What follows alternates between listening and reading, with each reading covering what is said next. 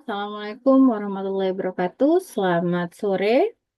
Nah, kali ini kita masuk ke pertemuan 9, membahas materi model ISLM dari mata kuliah makroekonomi. Nah, baik. Apa itu model ISLM? Di mana keseimbangan pasar barang dan pasar uang. Nah, jadi model ISLM itu adalah alat analisis fundamental dalam ilmu ekonomi makro yang telah menjadi landasan penting bagi para ekonom dan pembuat kebijakan. Jadi model ini secara elegan menjelaskan bagaimana interaksi antara pasar barang dan pasar uang menentukan tingkat pendapatan nasional dan suku bunga dalam perekonomian. Nah, kerangka konsep dari kerangka teoritis yang komprehensif dari model ISLM ini adalah memungkinkan untuk menganalisis dampak kebijakan fiskal dan moneter terhadap variabel-variabel ekonomi makro. Jadi, kita akan belajar pemahaman yang mendalam tentang model ini untuk merespon kebijakan yang tepat terhadap berbagai kondisi ekonomi. Nah, sebagai pendahuluan, di sini ada teori ekonomi makro. Nah, konsep dasarnya itu keseimbangan ekonomi makro merupakan kondisi ideal di mana permintaan agregat dan penawaran agregat berada pada titik equilibrium. Nah, konsep ini tuh menjadi dasar bagi analisis kebijakan ekonomi untuk mencapai stabilitas. Lalu ada kontribusi terhadap John Hicks, di mana John Hicks ini memang pengembang atau mengembangkan model SLM pada tahun 1937 sebagai interpretasi matematis dari teori Keynes. Nah, jadi dia buat kontribusi yang memungkinkan untuk visualisasi konsep abstrak Keynes menjadi model grafis yang lebih mudah dipahami. Nah, signifikansi model. Jadi model ISLM ini telah menjadi inspirasi penting eh, dalam analisis ekonomi makro selama dekade-dekade. Jadi membantu ekonom memahami hubungan kompleks antara suku bunga, pendapatan nasional, dan efektivitas kebijakan pemerintah. Nah, eh, kurva, kurva IS itu adalah investasi dan saving dengan konsep dasar itu bahwa kurva IS itu menggambarkan kombinasi tingkat bunga dan pendapatan nasional yang menghasilkan keseimbangan dari pasar barang. Nah, jadi namanya IS berasal dari persamaan I-nya itu investasi, S-nya itu adalah saving atau tabungan. Lalu apa karakteristik utamanya? Nah, kurva IS itu memiliki kemiringan negatif yang menunjukkan hubungan terbalik antara suku bunga dan pendapatan. Jadi, saat suku bunganya menurun, investasi juga meningkat, yang memungkinkan mendorong pertumbuhan pendapatan nasional. Nah, bagaimana dengan inflasi kebijakannya? Jadi, pergeseran kurva IS ini terjadi ketika terdapat perubahan komponen permintaan agregat selain daripada investasi. Jadi seperti konsumsi, pengeluaran pemerintah, dan ekspor neto.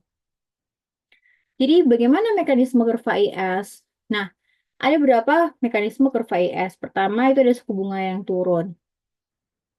Jadi penurunan suku bunga itu menyebabkan biaya pinjaman menjadi lebih rendah yang mendorong peningkatan investasi oleh perusahaan.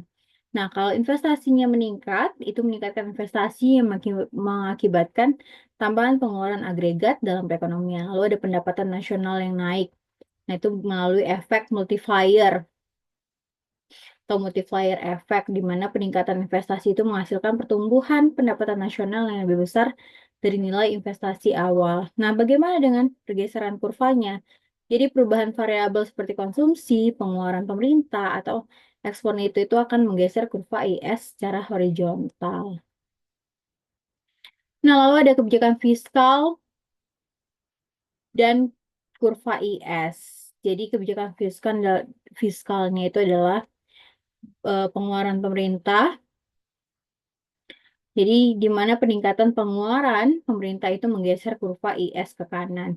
Jadi itu menandakan tingkat pendapatan nasional pada setiap tingkat suku bunga.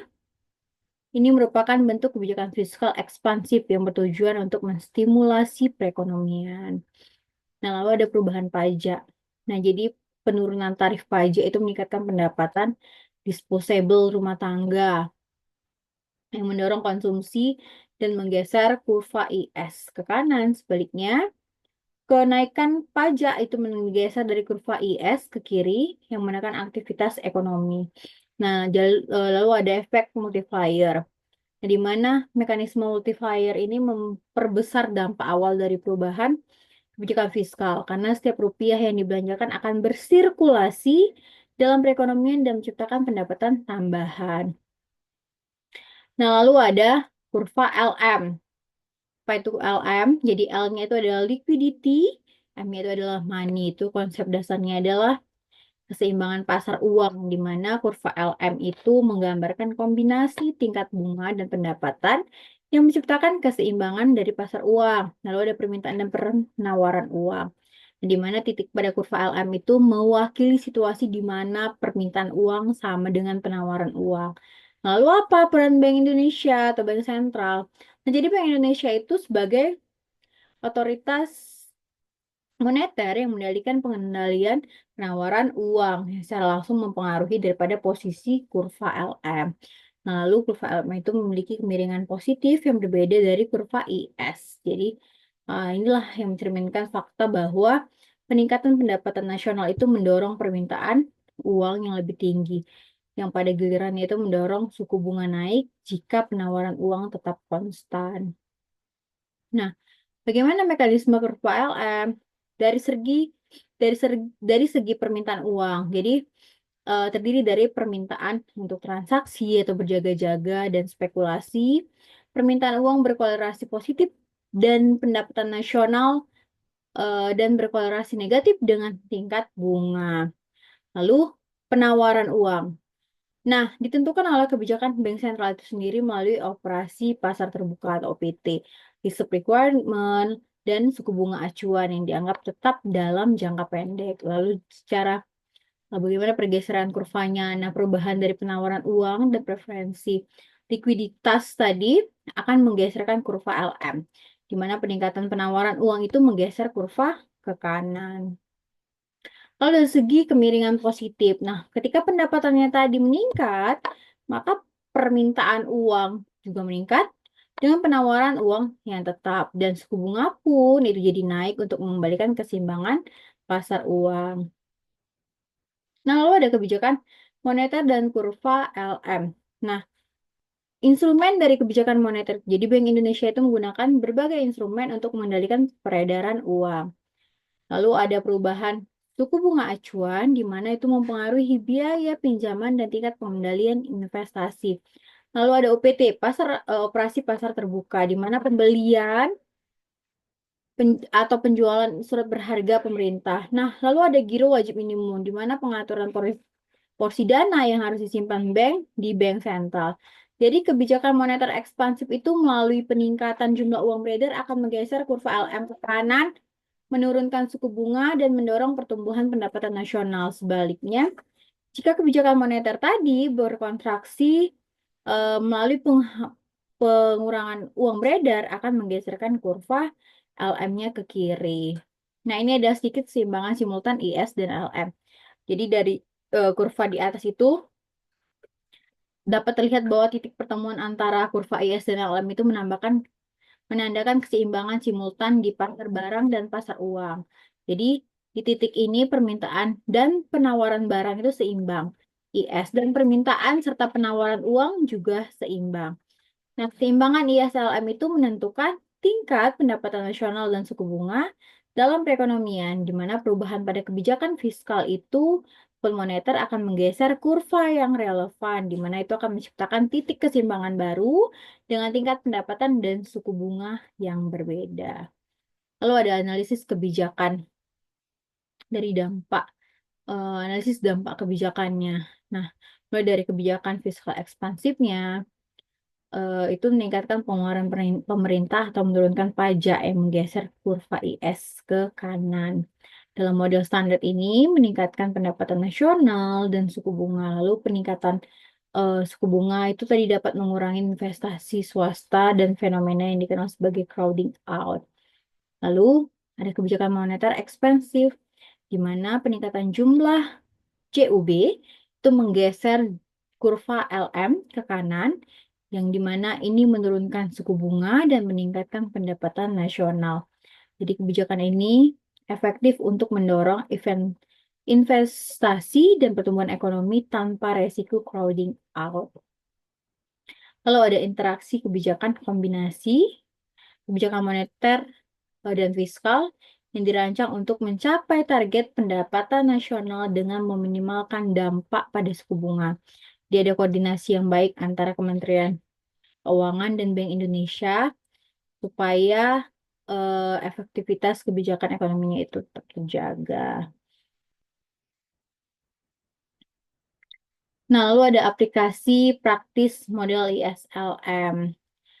Nah, di sini dilihat dari pertumbuhan ekonominya, tingkat inflasinya, lalu suku bunga acuannya. Nah, di sini pun model ISLM itu memberikan kerangka analitis katanya yang berharga, di mana model ini itu memiliki keterbatasan. Namun, kritik utama terhadap model ini pun adalah asumsi harga tetap, kurangnya ekspektasi, dan fokus jangka pendek.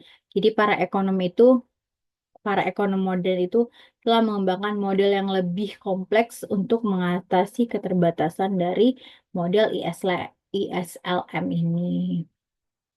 Nah, lalu bagaimana perkembangan dari model ISLM? Nah, jadi model ISLM ini telah mengalami berbagai modifikasi.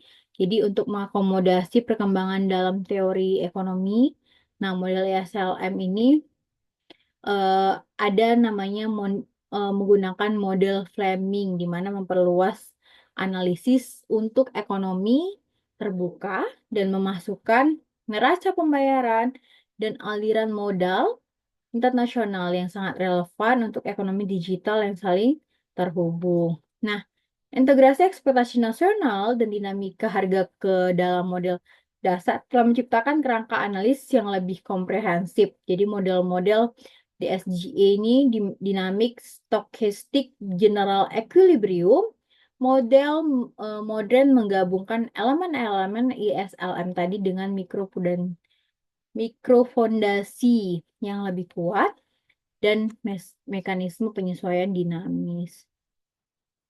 Nah, sedikit ini kesimpulannya. Jadi, ISLM itu model ini tuh punya keterbatasan katanya. Nah, jadi kerangka analisisnya itu dianggap tetap sebagai menjadi alat fundamental dalam ekonomi makro. Nah, jadi kemampuan model ini itu menjelaskan interaksi kompleks dalam perekonomian yang menjadikan komponen penting dalam kurikulum ekonomi dan perumusan kebijakan. Seperti itu. Oke, baik. Terima kasih. Assalamualaikum warahmatullahi wabarakatuh. Selamat sore. Nanti kita lanjutkan di pertemuan selanjutnya.